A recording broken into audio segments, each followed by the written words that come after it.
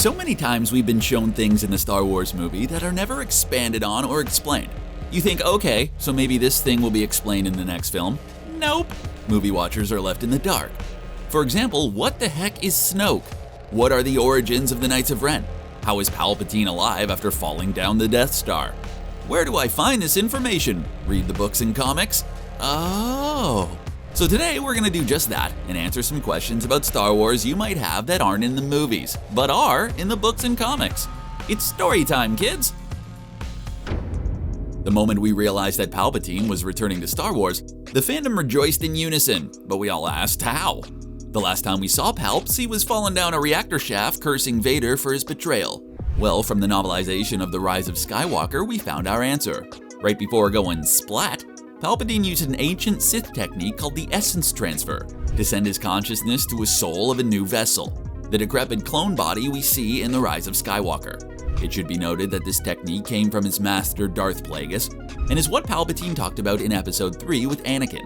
However, this technique can only save the user from death and not anyone else, so Annie, sorry, but you got lied to. There was never a way to save Padme. This technique works best if the vessel being entered is the full dark side, and this would have been the technique used if Rey struck Palpatine down. It makes me think, is Palpatine really gone, or did he just transfer his essence again? Since their entry into the Star Wars universe through Rey's vision, I wanted to know more about the Knights of Ren, and the films gave me nothing except Ben kicking their butts in Episode 9. Thank goodness for the Rise of Kylo Ren comic series, which gives us the origins of the group. After Palpatine fell to his doom, many Sith cult groups formed to honor the Sith Lord. One of those groups was the Knights of Ren, led by a mysterious man named Ren. That makes sense. He worshipped and taught the dark side of the Force, which he called the Shadow, to his followers. Speaking of the other Knights, each one of them were weak in Force sensitivity, and to join, each member had to take the life of someone they loved. So that sounds pretty intense. So how did Ben end up with this group? Sometime after Luke's attack on Ben, he was manipulated by Snoke to seek out the Knights. After running into some of Skywalker's former students and defeating them, Ben joined the Knights of Ren. Soon after joining, Ben defeated Ren himself to become the new leader and took his new name, Kylo Ren. From the book Star Wars Aftermath: Empire's End, we learn the origins of the First Order, and that Palpatine was always prepared. In case of his unfortunate end, he made a plan sending Sith artifacts, advanced weaponry, and high-value prisoners out beyond the galactic rim, with the idea of his successor rebuilding what he left behind. After his supposed end, the plan went into action. Some infighting took place, and Palpatine's chosen successor, Fleet Admiral Gallius Rax, was betrayed by his closest ally, Admiral Rey Sloane. She believed that both Palpatine and Gallius' obsession with the Force, lust for power, and hubris were the fatal flaws that led to the end of the Empire. She vowed to create an empire with true imperial rule, and that she did. The name The First Order comes from her mission statement, which read, "It's time to start over. This is our First Order. To begin again and to get it right this time." And they did. From the Force Awakens novel, we learn that although a new republic formed, there was rebellion within, many wanting to take orders rather than have democracy. From this chaos, the First Order returned, promising the stability that once existed under the Empire. I remember the excitement we all had when we first saw Supreme Leader Snoke in The Force Awakens. Is this new character actually someone new? Maybe he's Darth Plagueis. Or he's really just something Palpatine whipped up. From the Star Wars book, we learn that Snoke is an artificial species known as a genetic strandcast. He was created to be Darth Sidious's proxy in power while he waited for his grand return. Although created, Snoke had free will but likely didn't even realize his origin, or that everything he did was in line to Sidious's will. So Snoke was just a figurehead, unfortunately. Also, Kylo's moment of taking his destiny into his own hands by taking Snoke down is completely undone because Snoke wasn't really Ren's master. Palpatine was. Sidious completely sidestepped the tradition of apprentice slaying his master to ascend, which in turn breaks the Sith rule of two.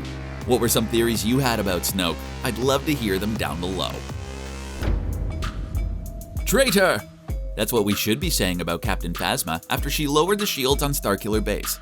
However, when we see her again in The Last Jedi, it seems like the First Order forgot all about it. Actually, the last time we saw Captain Phasma, she was being sent down a trash compactor by Finn and Han Solo. How did she escape? We find the answer to that in the comic series Star Wars Captain Phasma. During the Resistance attack on Starkiller Base, a hole is created in the trash compactor, allowing her to escape. Convenient. Before leaving, we see her true character. Phasma erases the records that show her lowering the shields, but someone else has a copy of those records as well, Lieutenant Sol Rivas. She tracks him down, but due to the ensuing chaos of the Starkiller Base attack, he's able to escape. Eventually, Phasma finds Rivas, eliminates him, and goes on with her life. In her words, Phasma is a survivor no matter the cost, which answers another popular question of why she lowered the shields. In her eyes, it's her versus the galaxy, and she comes first. In The Rise of Skywalker, we see the return of Luke's and formerly Anakin's blue lightsaber. That's funny, because I distinctly remember the lightsaber and kyber crystal being broken in two after a forced tug-of-war in The Last Jedi. How was the lightsaber fixed, and if it was done by Rey, where did she learn about building lightsabers? It isn't something that's exactly taught these days. In the Rise of Skywalker Visual Dictionary, we have our answer to how the legendary blade was fixed. For the lightsaber, Rey used a leather wrist strap to bind the two sides of the blade together, as well as some much-needed welding. As for the crystal, Rey learned about ancient healing techniques in the Chronicles of Brusbu, one of the ancient Jedi texts found on Ahch-To. Rey uses this new technique to heal the broken kyber crystal and make the lightsaber as good as new. From the beginning of Star Wars, C-3PO has graced our screens, being R2-D2's partner in crime, and dishing out some of the best insults across the galaxy. He's never been one to rush into a fight due to his constant paranoia, but one thing we do know is he has a heart and a new red arm. In the one-shot comic, Star Wars C-3PO, we follow 3PO and other droids that crashed on the planet Tal, who are on a mission to find the location of Admiral Akbar. It's during this mission 3PO loses his arm to a creature who ripped it off. Some good news is that he makes a new friend named Omri. However, that good soon turns to sorrow towards the end of the comic, as only 3PO and Omri remain. It begins to acid rain and the two take shelter under a TIE fighter wing. Noticing the beacon on the TIE's control panel, Omri goes out to send a distress call and sacrifices himself in the process. He burns in acid till there's nothing left but his red arm to ensure C-3PO's survival and success of the mission. After watching The Rise of Skywalker and learning that Rey was Emperor Palpatine's daughter, I, like many, had one question. When did Palpatine have time to get busy? More importantly, who is Rey's grandmother? From The Rise of Skywalker novelization, we learn that Palpatine didn't make any moves in the dating world, and Rey's father is actually a failed Palpatine clone. Whew, we can all rest easy now. This clone was born without the ability to use the Force and was deemed useless. This clone, or now his son's ordinariness, was like a giant scar to Palpatine who couldn't even bear to look at him. The only worth the Sith Lord could find in him was ability to continue the Palpatine bloodline through natural means, and that the clone did. Now I'm sure Palpatine regretted letting him live as soon as his clone decided to not give Rey up when the moment arrived, but hey.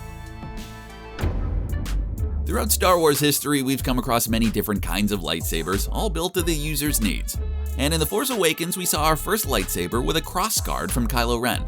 Many fans have asked why this lightsaber is designed this way, and now we know from the Rise of Kylo Ren comic series.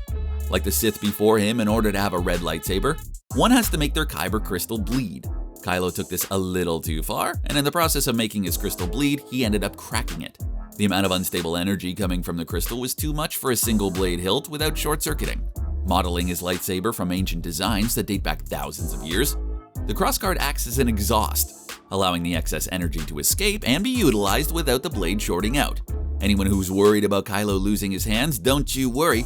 The emitter shroud on each side of the blade protects his hands. No chance he's getting his hands cut off. Okay, so if you're like me and have watched everything Star Wars has put out beyond the films, you're also going to love this one. Confirmed by the Rise of Skywalker Visual Dictionary, Starkiller Base from The Force Awakens is actually Ilum. If you have no idea what I'm talking about, in the Clone Wars animated show, we learn that Ilum was the planet Jedi sent their Padawan learners to find their kyber crystal. After the fall of the Order, the Empire began excavating the crystals, both to ensure that another lightsaber couldn't be made by any surviving Jedi, and as resources towards the Death Star's development. Ilum was special due to its kyber crystalline core, and because of that, the First Order continued the excavation efforts and transformed Ilum into the weapon and base we know it as. I find this so cool. The planet has so much Jedi history, and is a place where the Force is strong. Looking back, it's touching, because just as the Padawan before Rey took their first steps to becoming Jedi here, Rey did the same thing using the Force to pick up Luke's blade and begin her Jedi journey. Cue the lightsaber sound. Yep, there it is. Awesome. I feel so much better now knowing how good old Palps survived that fall in the Death Star.